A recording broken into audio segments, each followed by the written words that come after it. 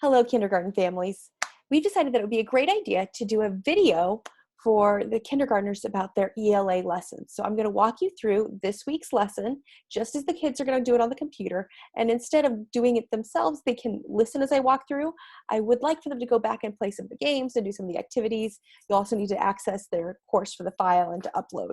But I hope this really helps you out. So first thing I'm going to do is get my screen set up for you.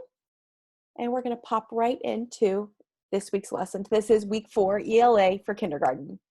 And I will be doing the reading instead of the robot. I hope that's good for you. Under the sea. Have you ever wondered what it would be like to be a fish underwater? Try your best to make fish lips. Pretend you are a fish swimming underwater. Use your hands and feet like fins and navigate through the water. Oh, I like that this is going to be a water adventure this time. And look at all these power words I found. It and like and you. You guys are getting good at this stuff. Now it's time to put on flippers and an underwater mask. Take a dive into the ocean of learning and have some fun popping bubbles. Only pop the bubbles that have long vowel sounds and say the word as you pop it. We're going to do this together. But if you'd like to go back on your computer and play it, I would love that. Kind of a fun game. Pop the bubbles with words that have long vowel sounds. Okay. No, it doesn't have a magic E. Height. Yes. And no. Eat. Long vowel. And I knew because I saw the E. Do you see one? Oh, no. You see 2? Time. Cage. What else? Okay, cape. What about pan? Should I click it? Okay, I will click it. Meme. Memes are funny. I like them. We did it. Oh, I like our little fireworks. That's an awesome thing. So with this lesson, we were learning about the magic E and how that makes those vowel sounds long. So if you see that magic E at the end of the word, instead of saying the it sound for I, you'd say I. Or if you were going to do A, instead of saying A, you would say A. And it's all about that magic E at the end of the word. Actually, one of these days, I'm going to show you a video of it. It's pretty neat. We're going to pop on to the next page. And this is our word work for today. And it's writing the right sound. Words have a beginning, a middle, and an end. When the sounds are put together, they make a word. The beginning sound is the sound you hear as soon as you start saying the word. Let's say the word car. Car. Car. I heard the k at the very beginning. And you know that the letter C can make the k sound, and that's the letter that car starts with. Say each word out loud while you watch it being put together. Pay attention to the first letter and the beginning sound you hear. Well, here's our first letter. R, un, run. Oh no, what's this going? J, et, jet. Oh, it looked like a little jet. How funny. At, hat. Hot. Oh, that also has a sound. Hot, hot. Fox, ox, fox. Did you hear their teeth hit their lips to make that sound at the beginning? I did too. And mix. That was the M sound at the beginning of the word. It's important to listen to the sounds and make sure you know if they happen at the beginning, the middle, and the end. I always tell you guys, put your arm out, see if you can stretch them, hear them, use your rubber bands. But it's very important we write them left to right, beginning, middle, and end. I probably should do it this way. All right, so write about it. This suggests an interactive notebook, but this can be just a scrap of paper that you have, or if you have a journal you've been doing your work in, that is awesome. I want you to write some of these words and change the sound for each of them to make a new word. They are words like hat, mix, run, pot, jet, and sit. That word hat. You know what, if I put the sound on it, it'd become that. Isn't that neat? Oh, I apologize. And what about mix? What if I put the sound. So say mix. Take off the put on a f. What's the new word? Fix. So I want you to try. Make some silly words. Make some real words. See what words you can make with this list. This is something that you don't have to turn into us, but it's really going to help your brain know how to mix and change up these words. And it's going to help you be a better reader and a better writer. They even have an activity here for you. This one you can print or you can do in your PDF. And I want you to tell us what the middle sounds are in these words. Look at the images and words you see. Change the middle vowel sound to create the new word in the next image. So we're going to change that middle sound. So this is cat, and I've got to change it to cut. I'm not going to give you the answer because I know you can do this on your own, but I think you can do it. So that is going to be your foundational lesson for this week. We're going to be working on sounds. So now we're going to work talking about the ones at the end. Okay. Your friend at the end.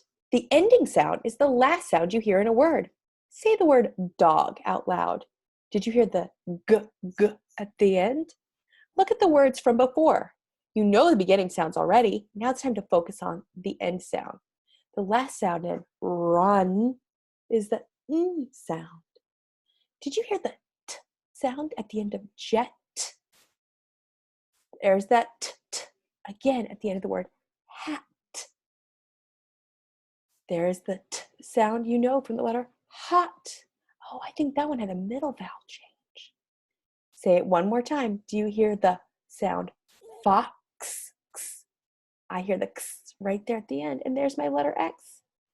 Here's another word, mix. It's got the x too. Read the words and look at the pictures in the following slides. Remember, the final sound you hear may not be the last letter of the word. For example, the last letter you hear in the word might be cone, but you also hear the long O, so you know you're going to have a sneaky magic E right there at the end. So, cone. Cage. So even though you hear the J last, that magic E is there helping it say its sound. That vowel is now a long vowel. Oh, spaghetti, I love it, but that's not the word. The word is plate. Do you hear that E? Biting that A to say plate. Oh, look at this lion. He is a mane. Mane. That's all that hair right around his face. And it's got that magic E to say mane. Oh, but we've got another little game to play. Fill in the missing letter in each of these words. See how the words change as you change the beginning, the middle, or the end sound. This is a mop. Oh, it's a pretty purple mop. Do you hear a at the beginning? No, not for mop. What about mop? That's it. I think we got that one right.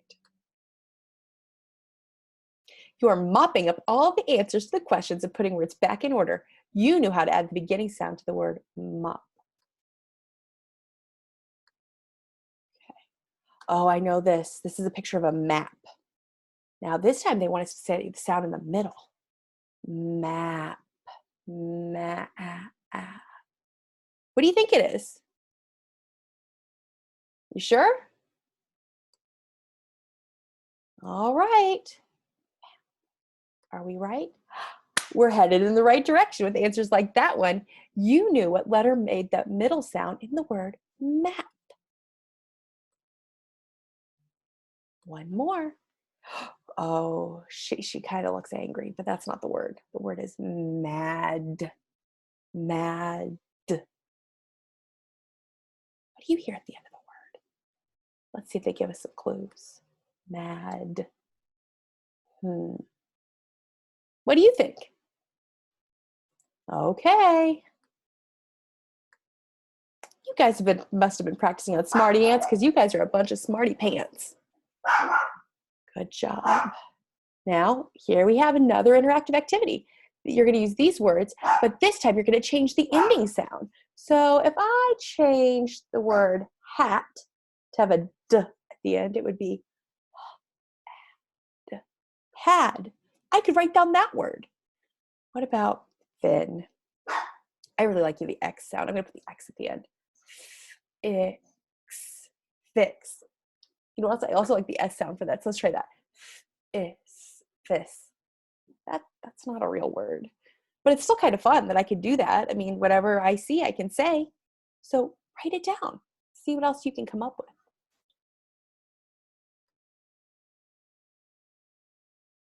Find the missing sounds. Ooh, we've got a treasure chest.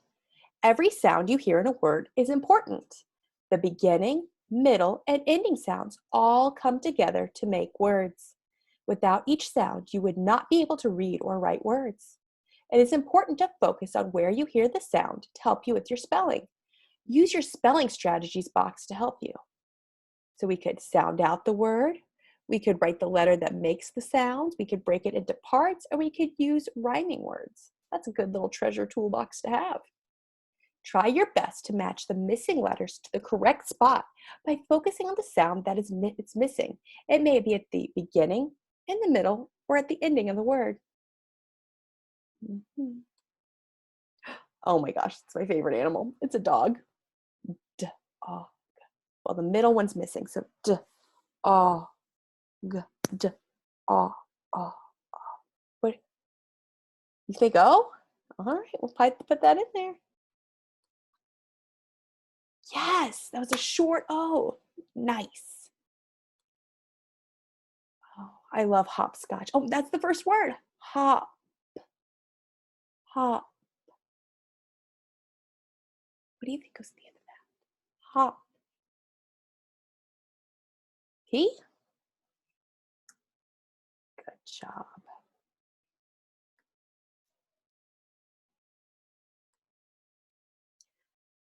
Oh, I love this animal too. It's a cat.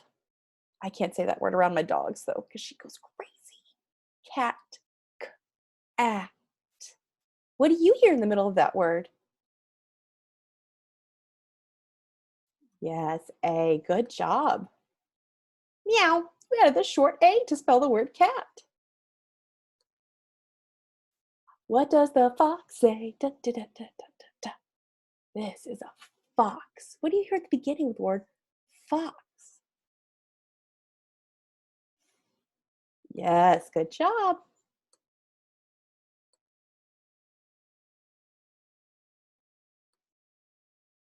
Oh, it's a cute little baby pig.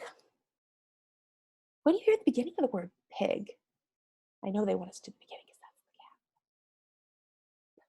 the cat. Eh. You think? Good job. And we finished that activity. And I want to make sure I say this right. That is a good place to stop for day one. I'm going to continue with the video so you can come back to it at a later time. But we don't want everybody sitting here all day for this unless you just really want to get it done in one shot. But this is your lesson for the week. So stop where you can. And right now, if you want to go back, find your beginning sounds of those words, mix up your ending sounds, print out that worksheet, that'd be great. If you can't print it out, remember, you can also write the words on a separate piece of paper, whatever works for you and your family. All right.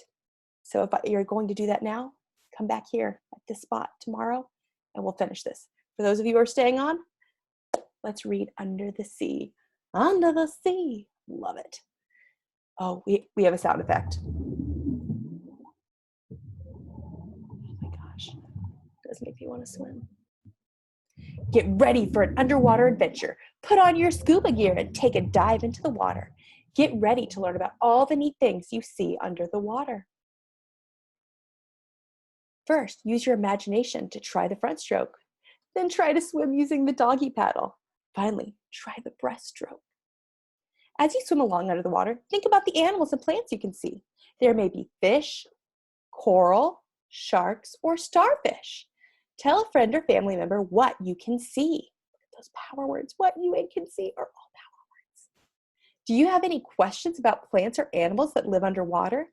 Think of 2 questions you have and tell your friend or family what your questions are. Today, you'll learn more about life underwater with 2 books. You know what? When they give us 2 books, I know I'm going to have to compare and contrast them later. So I'm already thinking I'm going to have to look for something that's the same and different with these books. Under the Sea and A Swim in the Ocean. Let's get started with the first book, Under the Sea, written by Jackson Nash. I'm going to read it to you if it's okay, but if you want to go back on your computer and have the guy read it, it's got to hit that button right there. Let's go explore the sea. Let's look at some things you can see. It's beautiful. You can see coral. Coral has many colors. Fish like to live in the coral. Look at them hiding in there. So neat. You can see an octopus. It has 8 tentacles. 4, 5, 6, 7, 8. I found all 8, did you? You can see jellyfish. They have beautiful colors. The sea is very big. There is so much you can see. I wonder what's going to be on the next book. So let me think about it. We saw coral, we saw animals. There's definitely like a scuba diver. I like to think about the book so I don't forget. What else did we see? Can you think of something you saw? Okay, hold that in your brain because now we're going to read another book. And I know that at the end of this book, we're going to have to think about both books. Oh my gosh. And decide what's the same and what's different. Well, I already found one thing that's different. Look at this illustration. Somebody colored this and drew it. The other one was pictures. That's called photographs. So that's already one thing that's different about these two books. All right, I can't give you all the answers. I better just read. A Swim in the Ocean, written by Callie Moon, illustrated by Mohammed Zahir. Hannah went for a swim in the ocean. What did she see? She saw an X-ray fish swimming with an octopus and around some coral. It does look like he's kind of got an X-ray. The octopus had 8 tentacles. The coral was bright and colorful. Hannah saw many jellyfish. The jellyfish were different colors. Watch out for their tentacles, Hannah. The tentacles can sting. Many animals live in the ocean. Some animals are big, some animals are small. Hannah saw many different fish. She even saw a seahorse.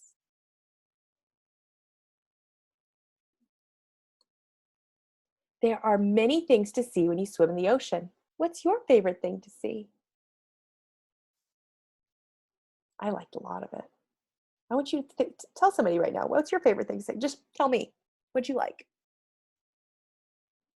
Nice, me too, me too. Wow, there are so many great things you can see underwater. Let's think about the 2 books you've read. Who was in the water in each book? What kind of plants and animals were underwater in each book? What were the swimmers doing in each book? Go back and read the book Under the Sea one more time. When you're done, tell a friend or family member 2 things you learned. Then read A Swim in the Ocean one more time. I'm not reading it for you 2 times. You've got to go back and do that. Work with your friend or family member to find the similarities and differences between the 2 books. Use what you can to find to help you complete the compare and contrast graphic organizer. This is what it's going to look like. Now, I would love for you to be able to write some words, but you can also draw the differences that you see, maybe label it, maybe write some sentences, but this is going to be one of the assignments that you do have to submit today. So get ready to work on that. Not too hard, right?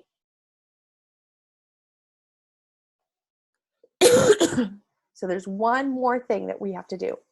We're going to start thinking about our writing workshop. And here's some books that we've read before. Under the Sea and Here in the Forest. All books need certain things for them to be complete. There needs to be a title and the author's name on the front cover. Here are 2 examples of book covers. Under the Sea, which we just read, with Jackson Nash. That was the author. Here in the Forest was written by Catherine Grantham. Also, inside of the books needs to have neatly drawn images and complete sentences. When you double check something, it means you've looked at it one more time to make sure it's everything it needs. Let's give it a try. Look through the book A Swim in the Ocean and go through the checklist to make sure it has everything it needs. So we're going to look for 4 things: a title, an author, neatly drawn images, and complete sentences. Remember, complete sentences, capitals, and periods. Those are important. Does this have a title? Give me a thumbs up if it has a title. The title. Does it have an author? They wrote the author and the illustrator. That should be like 2 thumbs up. Next, neatly drawn images. Well, this is very neat. Let's turn the page and make sure the other pages are just as neat. They are. And complete sentences. Yes, look, we've got capitals and periods. And there's a period after each thought. Look, this one has, she saw an x-ray fish swimming with an octopus around some coral. The octopus had 8 legs, or tentacles. The color coral was bright and colorful. That's 3 sentences. I can tell because there's 3 periods. Kind of cool. So give me a thumbs up if you think this had everything that a good book should have. Awesome. Now, you know, when we do something like this, that means we've got to do something next. Because we're writers too. You have to finish your book. And it's okay if you didn't start it last week, because you'll have an opportunity to this week. This is your big project for the week. I want you to think back, because the last time you had to take out your book, or your All About Birds book template you started in your last lesson. All you had to do was your title page and your first page. Here's a reminder, this is what it looked like. So you should have done a title page and your first page. So this one and this one. If you didn't do it, you have a chance to do it now. We didn't have you turn it in yet.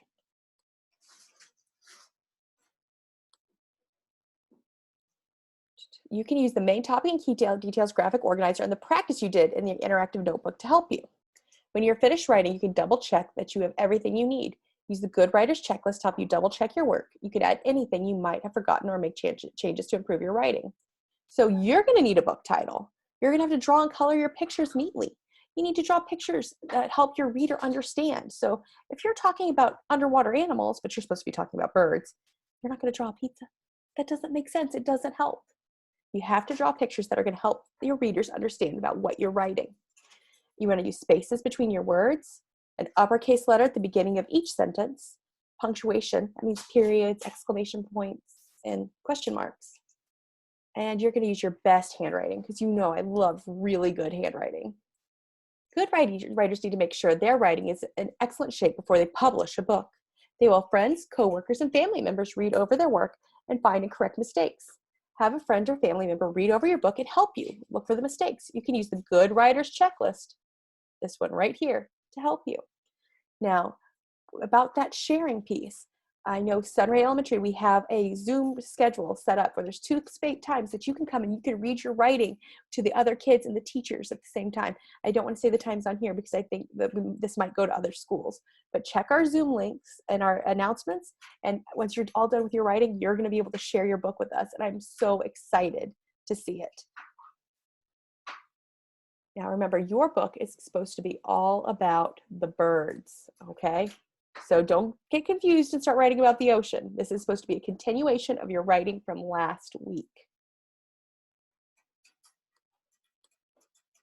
All right, I think we're almost there, guys. So this is where you're going to share it. You can share it with your family now, or you can come see us in the Zoom room to share. So what did we learn today? Another lesson is complete and another adventure is done. You know now how important the beginning, middle, and ending sound of words are, and you practice changing those sounds to make brand new words. Knowing how to recognize the sounds that letters make will help you become an excellent reader and writer. I've been saying that all year. You dove deep into the waters of learning by reading 2 texts about the same topic, the different things you might see underwater. Finally, completing your informative book about birds has put you well on your way along the path to being an excellent writer. So here's all the things you can do now. I'm not even going to tell you because you know. And you're going to complete this self-check review. I'm not going to do this one for you because it's got a little bit of some questions that you need to answer. Once you're done with that, you're going to turn in your assignment. Here's that checklist for you again. And they also provided, with, if you didn't start it last week, there is a link here to the book that you're supposed to be doing. And remember, parents, if you can't get that exact link, you can use regular notebook paper. That is absolutely fine. We just want the kids to have a chance to write. In fact, the notebook paper probably is going to result in neater, better handwriting for most of the students. Thank you guys so much for joining me today. I believe that we are all done. Next week, we're going to be going on a treasure quest, I guess. So you can hit next and you can submit your assignments over here at the end. What we're really looking for is to have the book, that middle vowel sound worksheet, and our compare and contrast. That would be excellent. That's kind of what we're looking for our submissions. But of course, we understand this is all new for everybody. We're happy with what you're doing. Hope you enjoyed our little video today. Thank you so much. Have a good one.